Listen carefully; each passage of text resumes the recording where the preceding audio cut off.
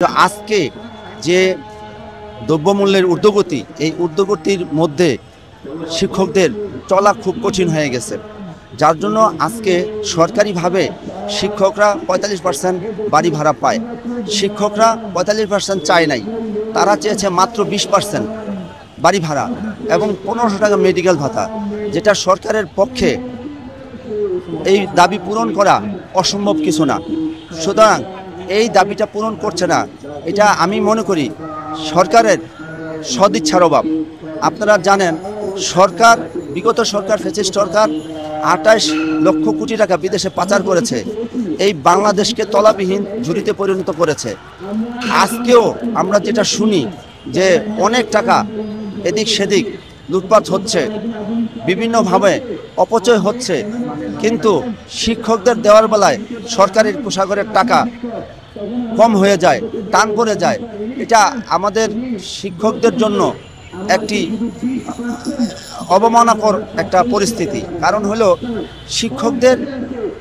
শিক্ষকরা জানেন কেন এইভাবে দাবি করে না, যেভাবে সরকার বিব্রত হবে কেন করে না, কারণ একটাই, যে তাদের প্রত্যাশা শিক্ষক, বাপ মা এবং শিক্ষক, এই তিনজন মানুষ ছাত্রছাত্রীর সাথে হিংসা করে না, আর সবাই কম বেশি হিংসা করে। তাদের প্রত্যাশা শুধু আমার ছেলেটা যেন মানুষ হয়, আমি যেন বলতে পারি আমার ছেলেটা সচিব হয়েছে, আমার ছেলেটা প্রধান উপদেষ্টা হয়েছে, আমার ছেলেটা ডাক্তার হয়েছে, ইঞ্জিনিয়ার হয়েছে। এই তাদের প্রত্যাশা, এর চেয়ে বড় কিছু তাদের নাই, তাদের চাওয়ার নাই। অথচ আজকে এই দুর্দিনে শিক্ষকরা সামান্য টাকা সরকার আবেদন করছে, সেই আবেদন করতে গিয়া কালকে যেভাবে আমি সহ আমার শিক্ষকরা নির্যাতিত হয়েছে, আপনারা জানেন, আমার কলার ধরে টেনে হিঁচড়ে কীভাবে পুলিশ আমাকে নির্যাতন করেছে, এটা কোনো সভ্য দেশে হতে পারে না। এটা একমাত্র একটা বিশৃঙ্খল দেশের প্রতিচ্ছবি হইতে পারে, এটা কোনোদিন সভ্য দেশের হইতে পারে না। আপনারা জানেন, কালকে আমার ভিডিও ভাইরাল হওয়ার পরে, আমার শিক্ষকদের ভিডিও ভাইরাল হওয়ার পরে আজকে কিন্তু দেখেছেন যে সারা পৃথিবীতে, শুধু বাংলাদেশ না, পৃথিবী থেকে দল মত নির্বিশেষে এবং কোনো উঁচা নিচা ভেদাভেদ ভুলে শিক্ষকদের এই দাবির সাথে একমত হয়ে তারা এই দাবি পূরণ হওয়ার জন্য সরকারের কাছে জোর দাবি জানিয়েছে।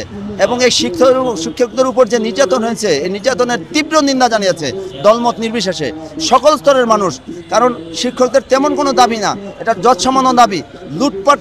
লুটপাটের টাকার তুলনায় যৎসামান্য, এই যৎসামান্য টাকা দিতে সরকার তালবা না করে, এটা একমাত্র সদিচ্ছার অভাব। এই সদিচ্ছা যদি থাকে তাহলে এই দাবি পূরণ করা সরকারের সময়ের ব্যাপার মাত্র। আমি আশা করব আজকে যারা আমলা আছেন সবাই আমাদের ছাত্র, আপনারা আপনাদের গুরুজনের শিক্ষকদের কথা ভেবে সসম্মানে শিক্ষকরা যেন বাড়ি ফিরে যেতে পারে, ক্লাসরুমে চলে যেতে পারে, সেই সুব্যবস্থা আমাদেরকে করে দেন। আমি আপনাদেরকে আজকে যারা আমলা আছেন, আপনারা যারা সরকারের উচ্চ পদস্থ কর্মকর্তা হিসেবে আছেন, আমরাও জানি যে আপনারা আমাদের দাবির সাথে একমত। কেন কোন জায়গায় ধোঁয়াশার কারণে আপনারা সেটা করতে পারছেন না আমরা জানি না। আমরা শুধু এতটুকু প্রত্যাশা করি, আমরা এত কিছু বুঝতে চাই না। আমরা একটাই শুধু বুঝি, শিক্ষকদের যৎসামান্য এই দাবি আপনারা অনতিবিলম্বে পূরণ করেন, নতুবা আজকে যে জোয়ার উঠেছে, যেই কর্মমৃত্যু উঠেছে, আজকে ছাত্ররা আমাদের সাথে এসে যুক্ত হয়েছে, পরবর্তীতে সাধারণ জনগণ দলমত নির্বিশেষে আমাদের সাথে যুক্ত হবে, তখন কিন্তু সামাল দেওয়া খুব কঠিন হয়ে যাবে। সেই জায়গা থেকে আপনাদের আমি বলতে চাই, আপনাদের শুভবুদ্ধির উদয় হোক, আপনারা শিক্ষকদের এই যৎসামান্য দাবি পূরণ করে শিক্ষকদের শ্রেণীকক্ষে ফিরে যাওয়ার সুযোগ করে দেন।